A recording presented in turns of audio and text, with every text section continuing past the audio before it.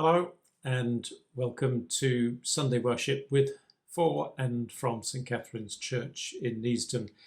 It's the middle of July and we're kind of leaving lockdown, sort of. Some of us are, some of us aren't. We have freedoms, but there are risks. And at this particular phase, some churches are open, some churches aren't open. Some people are going to churches that are open, some people are not going to churches that are open. Each of us has to make our own decisions, and it's important that we make those carefully. So I thought in this month of loosening lockdown, maybe that's the phrase for it, that we'd look at the subject of freedom, because we're being offered freedom, a certain amount of freedom. There is a hope for more freedom, but we can certainly look back to a time when there was less freedom, and freedom therefore seemed like a good theme for this particular month. And today what I want to focus on is, so you get freed, what happens next? What follows freedom? Freedom, what next? And we're going to look at a story from the life of St. Peter, which I love. It's a wonderful, slightly crazy story, which I will enjoy sharing with you.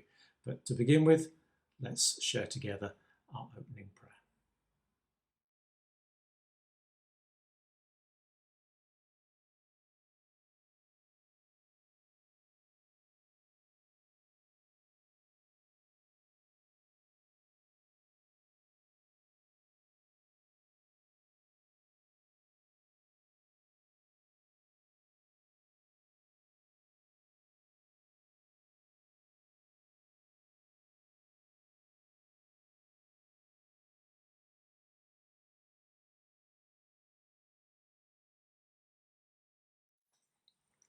And so to our reading, which comes from Acts chapter 12. It's still in the early days of the Christian church. The Christian group, the followers of Jesus, are based in Jerusalem, and they're causing a stir. They've become very popular, and that's upset the authorities. The chief priests had already taken Peter and John into captivity and kept them in prison overnight and give them a firm talking to and a firm beating, and told them not to behave so badly and talk about Jesus ever again. But they did carry on talking about Jesus. And then King Herod got in on the act because he realized that there was political popularity to be gained amongst one lot if you persecuted the other lot. So he arrested James, the brother of John, as in James and John the fisherman, and had him executed. And his popularity ratings went right up. So he thought, oh, that's good, I'm going to do that again. Let's catch the big fish. And he took Peter, held him in captivity in his prison, and was about, the next day, was about to have Peter executed. This is what happened next. The very night before Herod was going to bring him out, Peter, bound with 2 chains, was sleeping between 2 soldiers, while guards in front of the door were keeping watch over the prison. So, highly secured in this prison. Suddenly, an angel of the Lord appeared, and a light shone in the cell, and he tapped Peter on the side and woke him, saying, "Get up quickly." And the chains fell off his wrists, and the angel had said to him, "Fasten your belt and put on your sandals." I like this idea of a prison where you have your sandals just sitting neatly beside you. And so Peter did. And the angel said to him, "Wrap your cloak around you and follow me." And Peter went out and followed him, and he didn't realize that what was happening with the angel's help was real. He thought he was seeing a vision. After they passed the first and second guard, they came before an iron gate leading into the city. It opened for them by its own accord, and they went out and walked along a lane, when suddenly the angel left him.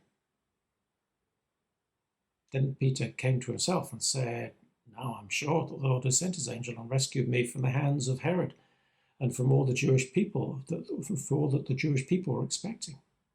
And as soon as he realized this, he went to the house of Mary, the mother of John, whose name was Mark, where many had gathered and were praying. And when he knocked at the outer gate, a maid named Rhoda, bless her, she gets her name in perpetuity, a maid named Rhoda came to answer. On recognising Peter's voice, she was so overjoyed that instead of opening the gate, she ran in and announced that Peter was standing at the gate. And they said to her, "You're out of your mind." But she insisted that it was, and they said, "Well, it's his angel." Meanwhile, Peter continued knocking, and when they opened the gate, they saw him and were amazed. And he mentioned to them with his hand to be silent, and he described to them how the Lord had brought him out of the prison. And he added, "Tell this to James and to the believers." And then he left and went to another place.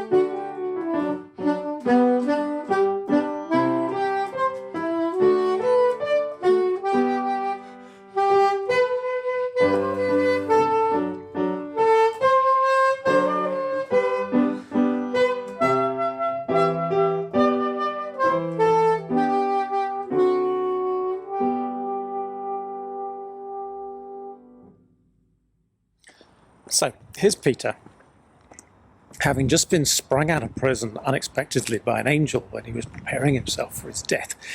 An experience so surreal that he didn't think it was actually happening. He thought maybe he was just seeing a vision and it was God was trying to tell him something. And he's walking up the road with this angel, but all of a sudden, the angel's gone. The angel just vanishes. And poor old Peter is left on his own in the middle of the street. And I've often pondered this story and thinking, how crazy was that? And why didn't God offer a little bit more help? I mean, the angel could have told him all kinds of useful stuff. The angel could have given him some instructions. The angel could have passed on a heap of messages from God, but no, the angel springs him from prison and then just vanishes. And Peter is left on his own. And this is an act of God. And I think we need to grasp that actually this is how God works. This is God's style. This is God's way. God does intervene sometimes, but there's a lot of the time when God leaves us to get on with it, leaves us to work it out for ourselves, leaves us to make the decisions. So what does Peter do in this moment? We can learn something from God, that God often leaves it to us, but what about Peter? During this lockdown period, one of the freedoms that we've really enjoyed is the freedom, especially at the beginning, the heart of the lockdown, when it was very tight and very strict, the freedom to go out for exercise once a day. And every day after the daily prayer service, we went out for a walk. And what you have to do, as soon as we set out, as soon as you get out the front door, you've got to decide which way we're going to go. We're going to go to Gladstone Park, we're going to go to Friant Park, we're going to walk around the parish, or we're going to go past the church or not past the church. It's a whole load of decisions. When you're just stuck at home, you don't have many decisions to make. But once you're out and about, once you're given some freedom, then there's decisions to be made. And we had to decide which way to go. Peter had to do that too. And here's the thing that I think we can learn from Peter. First thing Peter does is he pauses, he stops, he collects his thoughts, he gets his head together, thinks, okay, no, this is real, this has actually happened. Pause. Then what he decides to do after that is go to the place where he and his colleagues habitually went to pray. It was a home. They didn't have churches. It was the home of a Mary, one of the very many Marys, not one of the common Marys, a less common Mary, Mary, the mother of John Mark, who wrote Mark's Gospel. Peter decides that the place to go with this newfound freedom is the place of prayer. And when he gets there, and when he passes on the message, he explains to them what's happened, then he has to do something, he has to decide what to do. And what he decides he has to do is to get out of there, to get out of town, to go to another place. So, time for me to turn around and walk back home. But I think the message from Peter is helpful. When we find ourselves with a moment of freedom, when life gives us those momentary freedoms, if it's a small one or a big one, step one, pause. Don't just rush straight off and make it up as you go along. Pause, pray, and then act. So, thank you to Peter for that particular example. And as we face new freedoms with lockdown loosening, then there is a moment for us not just to go hurtling back towards our bad habits. Let's face it, none of our lives were perfect. There's got to be things that we can do to change and to improve. So, as we face this moment of freedom, let's pause, let's pray, and then let's decide what we're going to do.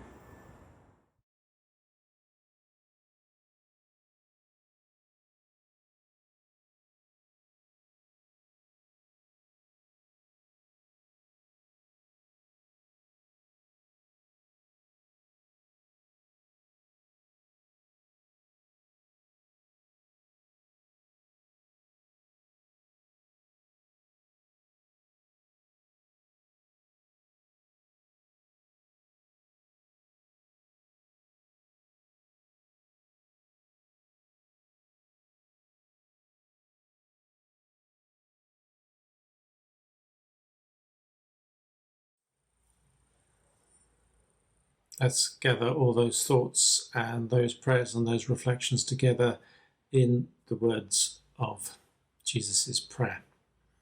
Remembering the example that Peter gives us. Bless him, Peter doesn't always give us the best of examples, but sometimes he gets it right.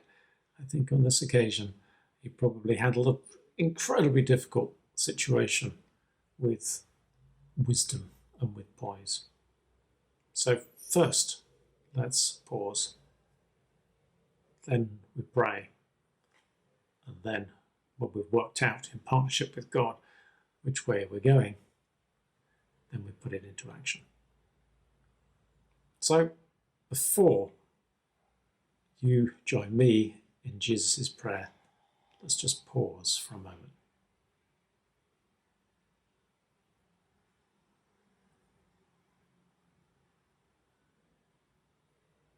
Eileen's going to lead us in the prayer. The Lord's Prayer. Our Father, who art in heaven, hallowed be thy name. Thy kingdom come, thy will be done on earth as it is in heaven. Give us this day our daily bread, and forgive us our trespasses, as we forgive those who trespass against us. And lead us not into temptation, but deliver us from evil. For thine is the kingdom, the power, and the glory, forever and ever. Amen. And that just about brings us to the end of our Sunday worship. I have to say, I'm rather missing the longer form of it since we've opened up the church in the mornings and Sundays have suddenly become somewhat busier. I'm missing the longer version of doing this with you guys. Not quite sure what to do about that. We'll think about that a little bit more during August, perhaps, see how it goes going forwards. But as has been my way, let's end with a toast to God, a way that all of us can worship God appropriately and suitably in our own homes. And worship in our homes, well, homes are fantastic places to worship God. The Pharisees who are so often seen as the baddies in the New Testament, they weren't. The Pharisees were people who invented the idea, well, maybe not the first in all history, but in our Judeo-Christian tradition, came up with the idea and developed the idea of the home being the centerpiece of worship. We could learn a lot from the Pharisees. Anyway, a toast to Jesus today, toasted in strong black coffee to keep me awake. To our Saviour, to our risen Lord, to the one who came and lived and showed us the ways of God.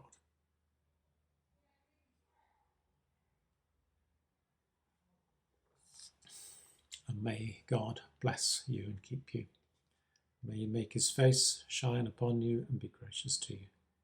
May he look kindly on you and give you peace today and every day. May God bless you.